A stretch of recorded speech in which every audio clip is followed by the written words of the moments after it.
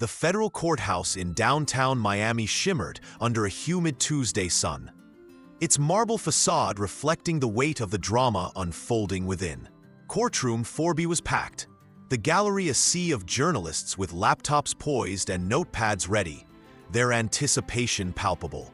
The hearing, a high-profile corruption case, had drawn national attention, not just for the stakes, a corporate titan accused of bribing officials, but for the clash between Congresswoman Jasmine Crockett, lead counsel for the defense, and Judge Edward Chen, whose reputation for ruthless control preceded him.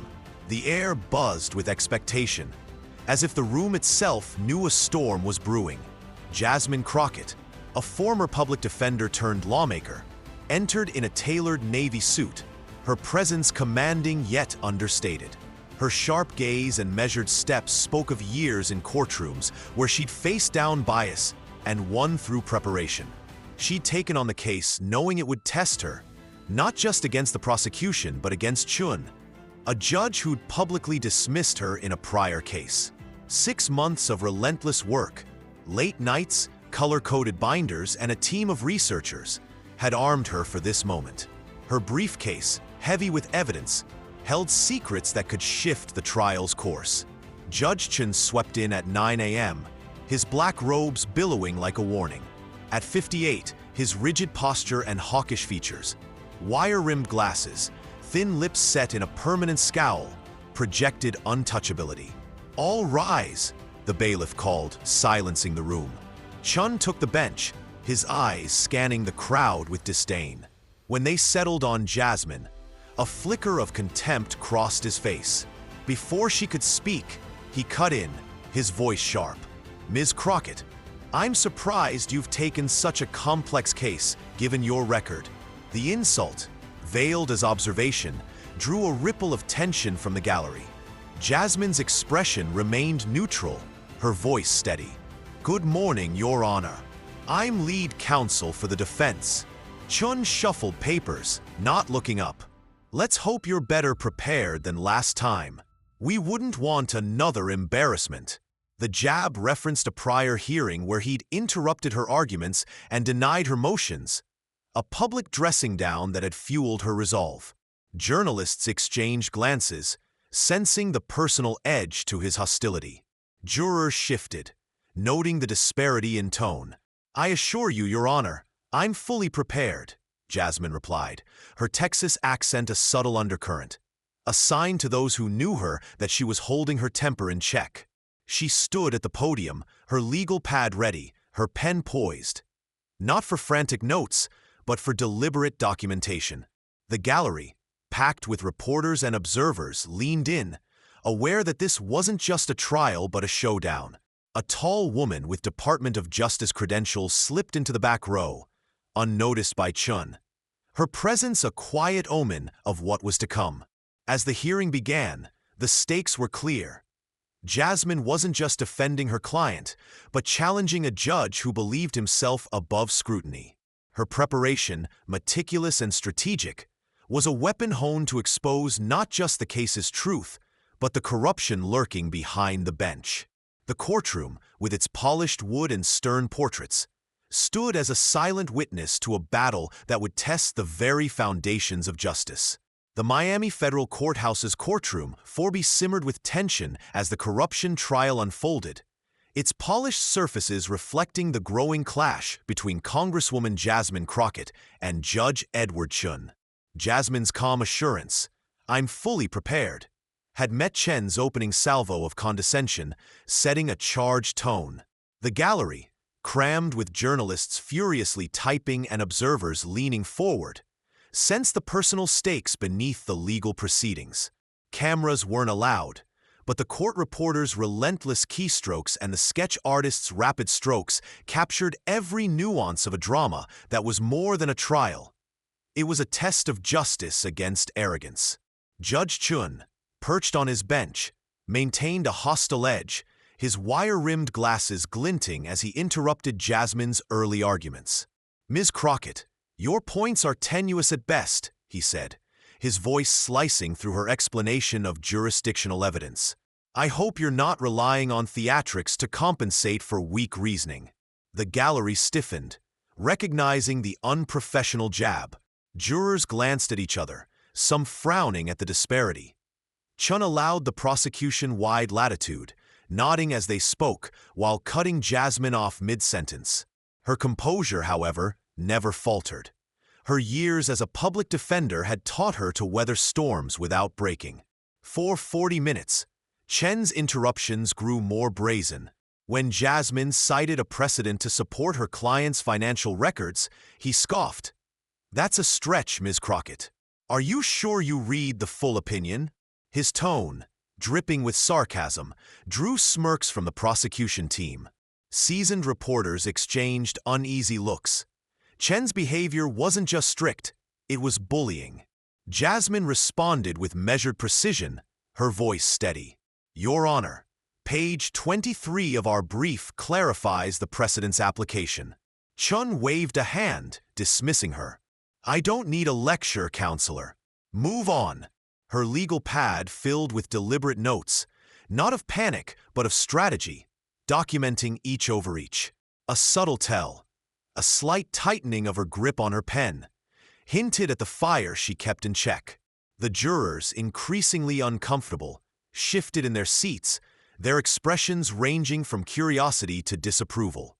The Department of Justice observer in the back row, her lanyard gleaming, scribbled intently, her presence a silent signal that Chen's actions weren't going unnoticed. During a brief pause, Jasmine's co-counsel slid a manila folder onto their table, its federal markings new and ominous. As the morning session neared its end, Chen leaned forward, his voice theatrical. "We'll recess for lunch, Ms. Crockett. I suggest you rethink your strategy.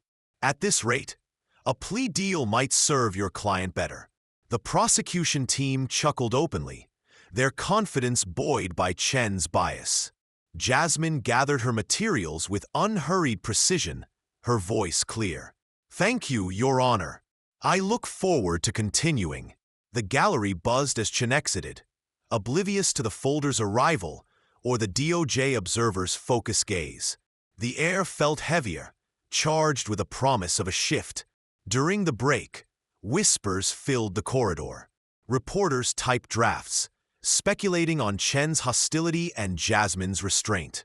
"She's playing the long game," one veteran journalist muttered. The crowd grew, drawn by rumors of a contentious morning. Back in the courtroom, Jasmine reviewed her notes, her team huddled around her, their faces serious but resolute. The manila folder, untouched, loomed like a loaded weapon. When court reconvened, Chen returned with the same imperious air, his disdain now performative. "Ms. Crockett," he began, "I reviewed your filings over lunch. Your legal reasoning remains unclear. Perhaps you can enlighten us." The prosecution snickered, one whispering to another, stifling a laugh. Jasmine stood, smoothing her jacket. "I'd be happy to, Your Honor." Before she could continue, Chen interrupted, his voice sharp. "Harrison versus Miller supports your position, does it? That case was gutted by the 11th Circuit last year.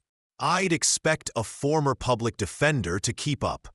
His error, confusing it with Harris versus Millbrook, was glaring. Jasmine's eyes narrowed slightly, but her tone stayed even. "If I may, Your Honor, our brief on page 17 distinguishes the cases." Chen's dismissive wave cut her off, his mockery escalating, unaware that Jasmine's preparation was about to turn his arrogance against him. The Miami federal courthouse's courtroom crackled with mounting tension as the corruption trial pushed forward. The clash between Congresswoman Jasmine Crockett and Judge Edward Chen growing sharper.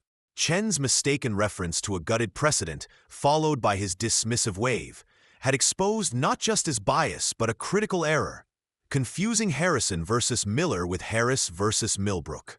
The gallery, packed with journalists and observers, buzzed with whispers, their notepads filling with notes on Chen's increasingly unprofessional conduct. Jasmine Crockett, standing at the podium, maintained an unshakable calm, her navy suit a stark contrast to the storm brewing around her. Her legal pad, now dense with meticulous notes, documented each of Chen's overreaches, a silent record of a judge crossing lines. Chen, emboldened by the prosecution's smirks, leaned forward, his voice laced with condescension. "Ms. Crockett, I've been on the bench for 22 years. I don't need a refresher on case law from someone whose career leans more on public speeches than precedent." The jab, blatantly personal, drew a collective wince from the jurors, whose discomfort was now palpable. Reporters typed furiously, capturing the judge's inappropriate tone. The Department of Justice observer in the back row, her pen moving with focused intensity, signaled that Chen's behavior was under scrutiny beyond the courtroom's walls.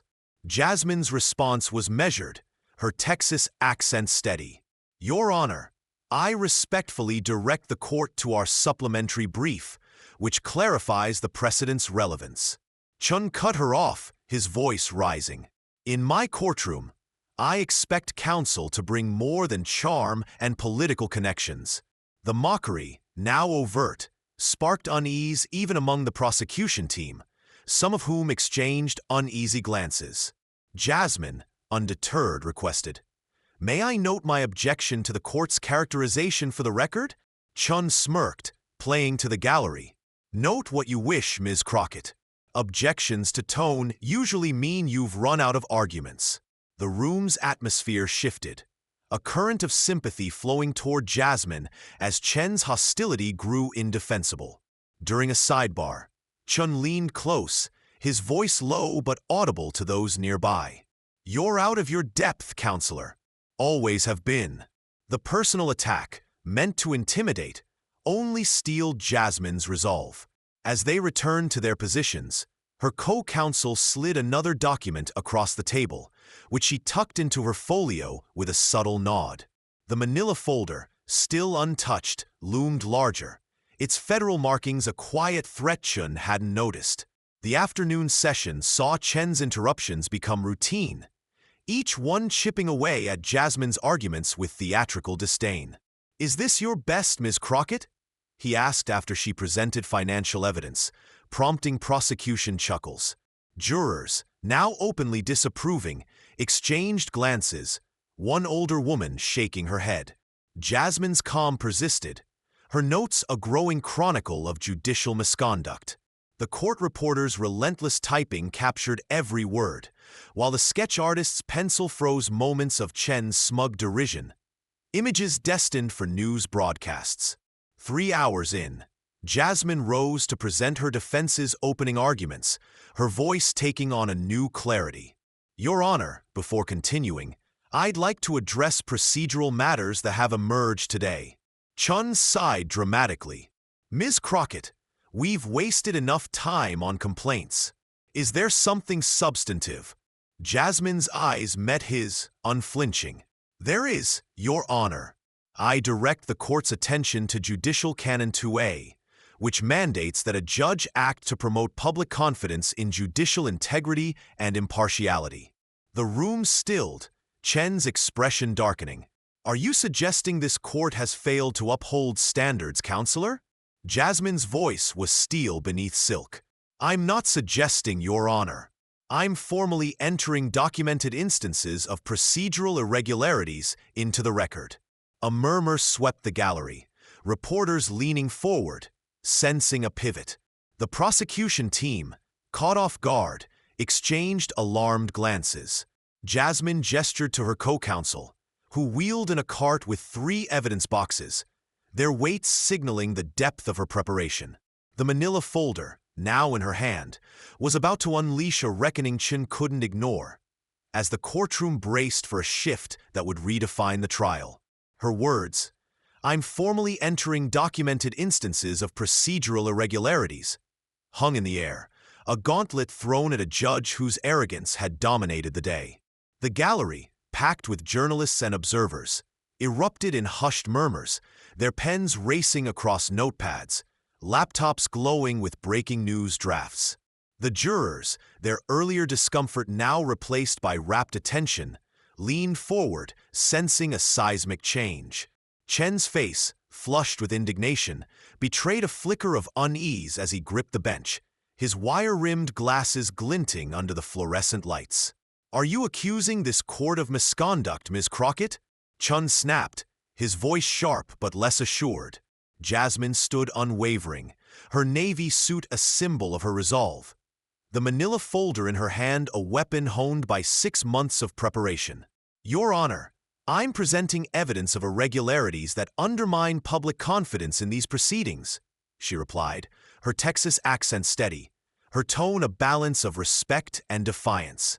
She nodded to her co-counsel, who opened one of the evidence boxes, revealing a thick binder stamped with federal seals. The prosecution team, visibly rattled, whispered urgently, unprepared for this turn. Jasmine approached the bench, her voice clear. "I'd like to call Special Agent Marcus Rivera of the FBI's Public Corruption Unit as a witness." A collective gasp rippled through the room as a man in a crisp dark suit rose from the back, his Department of Justice credentials unmistakable. After being sworn in, Rivera's grave demeanor silenced the murmurs. "Agent Rivera," Jasmine began, "please inform the court about investigation 23 JC 789. Rivera nodded. "For 11 months, the FBI has investigated judicial corruption in this district, including warranted surveillance of communications between Judge Chen and individuals with financial interests in his cases." The revelation landed like a thunderbolt. Chen's hand froze mid-gesture, his earlier swagger replaced by a pallor that spread across his face. Jasmine presented a binder to the clerk. "Your Honor, I'm entering transcripts of recorded conversations between you and Maxwell Harrington, CEO of Gulfstream Industries, discussing ensuring the right outcome in this trial." She distributed copies to the prosecution and placed one before Chen, whose eyes locked on the pages, ashen. "Additionally," she continued, "we have evidence of deposits to an offshore account linked to Your Honor, each within 48 hours of rulings favoring Gulfstream." The lead prosecutor, James Moretti, stood abruptly. "Your Honor, the government had no knowledge of these allegations. We request a sidebar." Chen, momentarily paralyzed, stared at the financial records, bank statements, wire transfers, shell company documents, now circulating the courtroom. The DOJ observer, joined by 3 more agents with earpieces, watched with calculated intensity, their presence a silent threat. Jasmine pressed on, gesturing to her co-counsel, who activated a courtroom display. Email exchanges between Chen and Gulfstream affiliates appeared, exposing judicial misconduct. "These were obtained via federal warrants," she said, addressing the gallery's frantic reporters. The jurors, now staring at Chen with undisguised disbelief, included one older woman whose slow headshake spoke volumes. Chen found his voice, though it trembled. "This is outrageous." Jasmine cut in, her tone firm. "These allegations are documented, verified, and corroborated." She nodded to Rivera, who handed a sealed envelope to the clerk. "This contains a DOJ request for an emergency suspension of proceedings pending a judicial misconduct investigation." Chen fumbled with the envelope, his hands shaking as he tore it open, the room holding its breath as he scanned the document, his face flushing crimson. "This is procedurally irregular," he stammered, reaching for his gavel as if to reclaim control. Jasmine was ready. "Your Honor, we attempted to file these concerns 3 times over 4 months. Each disappeared from the record. We had no choice but to present them in open court." She gestured to the court reporter, whose typing captured every word. "Our previous filings, with delivery confirmations, are in Evidence Package B."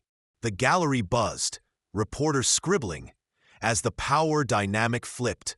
Chen, once untouchable, now faced a meticulously orchestrated exposure, and Jasmine's preparation had turned his courtroom into the stage for his unraveling.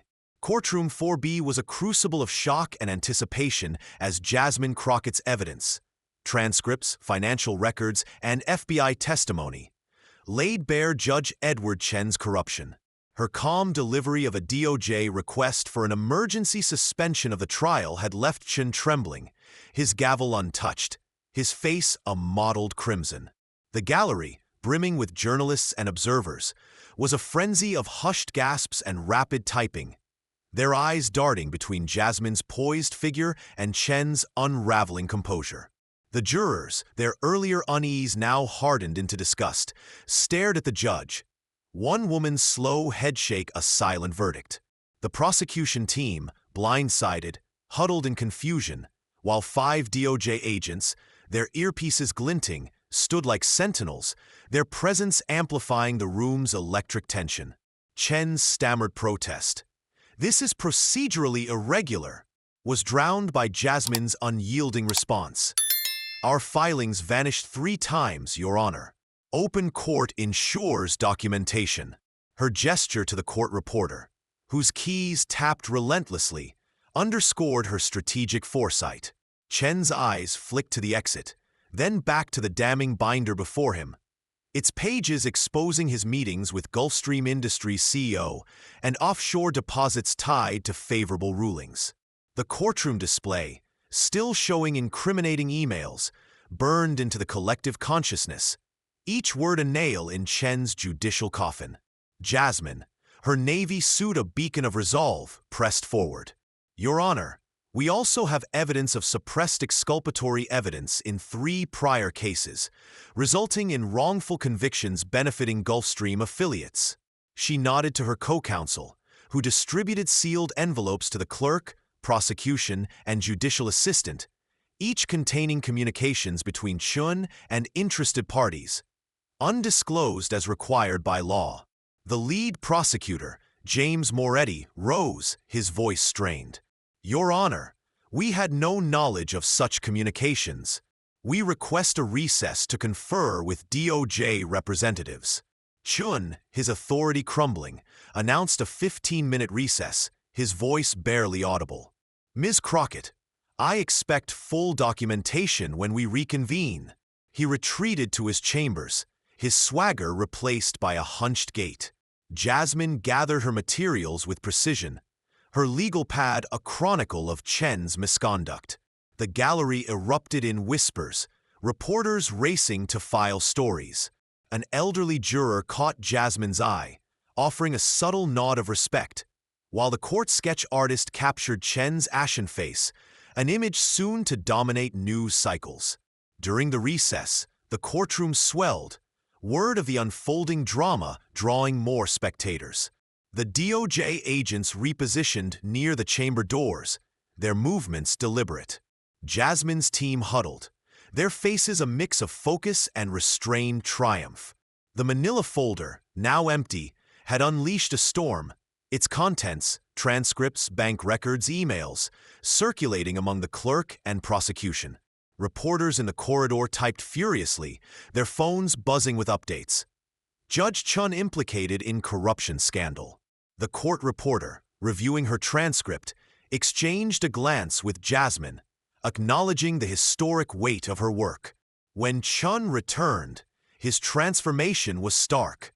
The imperious judge was gone, replaced by a man clinging to formality. "Ms. Crockett, present your evidence," he said, his voice tight. Jasmine rose, her co-counsel wheeling in more evidence boxes. "With the court's permission, I'd like to recall Agent Rivera." The FBI agent took the stand, his testimony methodical. "All evidence, financial transactions, recordings, has been authenticated by FBI forensics. Voice analysis confirms Chen's involvement." The gallery leaned in, the jurors' faces a mix of shock and resolve. Jasmine's next move was devastating. "Your Honor, we request a federal marshal secure the evidence during any further recesses to ensure its integrity." The implication, that Chen might tamper with it, drew a collective gasp. Chen nodded stiffly, "So ordered," his voice hollow. The courtroom's power dynamic had inverted. Jasmine's preparation had turned Chen's bench into a defendant's dock. As the session paused again, the agent's presence loomed larger, their eyes fixed on the chamber door. The trial, now a secondary concern, had become a stage for exposing a judge's betrayal, with Jasmine as its unflinching architect. Her request for federal marshals to secure the incriminating documents, transcripts, bank records, emails, had stripped away Chen's last veneer of authority, leaving him a diminished figure on his own bench. The gallery, overflowing with journalists and spectators, buzzed with urgent whispers, their devices flashing as they sent updates to a world now riveted by the unfolding scandal. The jurors, their faces etched with disbelief, exchanged glances, their earlier discomfort with Chen's bias now validated by proof of his corruption. The 5 DOJ agents, stationed like silent enforcers, intensified the tension, their presence a promise of accountability looming over the trial's wreckage. Chen's stiff "so ordered" to secure the evidence echoed hollowly, his voice a shadow of its former command. As the recess stretched beyond 30 minutes, the courtroom's atmosphere grew heavier, charged with anticipation. Reporters huddled in the corridor, their stories already breaking. Federal judge faces corruption allegations in open court. The court sketch artist's rendering, Chen's ashen face, Jasmine's poised resolve, circulated online, a visual shorthand for a historic reckoning. Jasmine, her navy suit immaculate, conferred with her team, their quiet intensity a stark contrast to the prosecution's disarray. The lead prosecutor, James Moretti, met with DOJ representatives, his face grim, grappling with the trial's tainted foundation. When the bailiff emerged from Chen's chambers after 45 minutes, the room froze. Instead of calling the court to order, he approached the DOJ agents, their brief, intense exchange drawing every eye. One agent stepped into the hallway, phone in hand, while the others moved closer to the chamber doors, their movements deliberate. Jasmine observed with calculated awareness, her co-counsel leaning in to whisper, but she signaled to wait, her preparation anticipating this moment's gravity. The gallery's murmurs grew, sensing the trial had transcended its original purpose, now a stage for dismantling a corrupt judge's legacy. 5 minutes later, the courtroom doors swung open, and Deputy Director Lauren Vasquez of the DOJ's Public Integrity Section entered, flanked by 2 U.S. Marshals. Her tailored charcoal suit and commanding stride silenced the room. "Ladies and gentlemen," she announced, her voice slicing through the tension, "Judge Edward Chen is being detained pending charges of judicial corruption, bribery, obstruction of justice, and racketeering under the RICO Act." The room erupted in shocked exclamations, reporters bolting for the exits to break the story. Vasquez continued undeterred.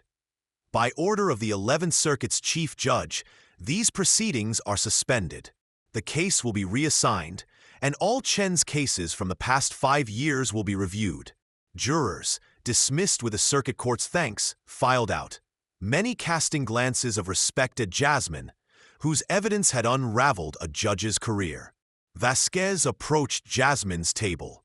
"Ms. Crockett, your team has additional evidence for our investigation?" Jasmine nodded, her voice calm. "Yes, Director.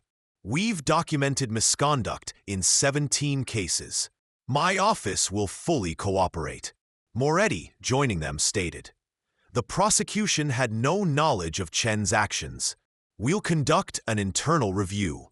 Vasquez acknowledged him, advising both teams to prepare for a restarted trial under a new judge. A commotion at the chamber doors drew attention. 2 marshals emerged, Chen between them, his hands cuffed, the stainless steel gleaming under the lights. The once imperious judge appeared frail, his tie askew, his eyes vacant with shock. As he passed Jasmine, their gazes met briefly, and understanding dawned in his expression. His downfall was her meticulous work, not chance. Jasmine's face remained professional, betraying no triumph, though her squared shoulders spoke of vindication. Camera flashes from the gallery captured the moment, destined to dominate legal discourse for months. Outside, the courthouse steps became a media circus, news vans lining the street, reporters shouting questions as marshals led Chen to a black SUV. His silence, head bowed, contrasted with his earlier arrogance, the handcuffs a stark symbol of justice's reversal. Inside, Jasmine signed a document acknowledging the case's suspension, her pen steady as the weight of her accomplishments settled. She had not just defended her client, but exposed a rot in the system she'd sworn to uphold, proving that preparation and truth could topple even the most entrenched power. Jasmine Crockett's relentless evidence, transcripts, financial records, FBI testimony, had not only dismantled a corrupt judge, but also suspended a high-profile corruption trial, leaving the room in a state of stunned reverence. The gallery, packed with journalists now racing to file stories, buzzed with the realization that they'd witnessed a historic reckoning. The jurors, dismissed but lingering, cast glances of admiration at Jasmine, whose calm resolve had turned the courtroom into a stage for justice's triumph. Outside, the media circus swelled, news vans broadcasting Chen's downfall, but inside, Jasmine stood apart, her navy suit a symbol of unwavering purpose. As the courtroom emptied, Jasmine gathered her materials, her legal pad a testament to 6 months of preparation that had exposed Chen's meetings with Gulfstream Industries, offshore deposits, and suppressed evidence. Her team, their faces a mix of exhaustion and quiet pride, exchanged nods, knowing their work had reshaped the legal landscape. Deputy Director Lauren Vasquez approached, her voice low but firm. "Ms. Crockett, your evidence has opened a broader investigation. We'll need your team's full cooperation." Jasmine met her gaze. "You have it, Director. The system deserves nothing less." Their exchange, brief but weighty, underscored the moment's gravity. The ripples spread swiftly. By evening, Chen's detention dominated news cycles, with headlines like "Judge ousted in corruption scandal" and "Crockett's evidence topples federal bench." Social media amplified the story, ex-posts praising Jasmine's surgical precision, while legal scholars debated the implications for judicial oversight. The court sketch, Chen's defeated slump, Jasmine's steady poise, became iconic, shared millions of times. Law schools planned seminars on the case, citing Jasmine's documentation as a model of accountability. Community organizers, inspired, called for public forums to demand transparency in local courts, her name a rallying cry. Jasmine's inbox flooded with messages. Law students inspired to pursue public defense, activists thanking her for exposing systemic rot, a retired judge praising her courage. "You reminded us what justice looks like," one wrote. She didn't seek the spotlight, but it found her, with Sunday shows inviting her to discuss judicial reform.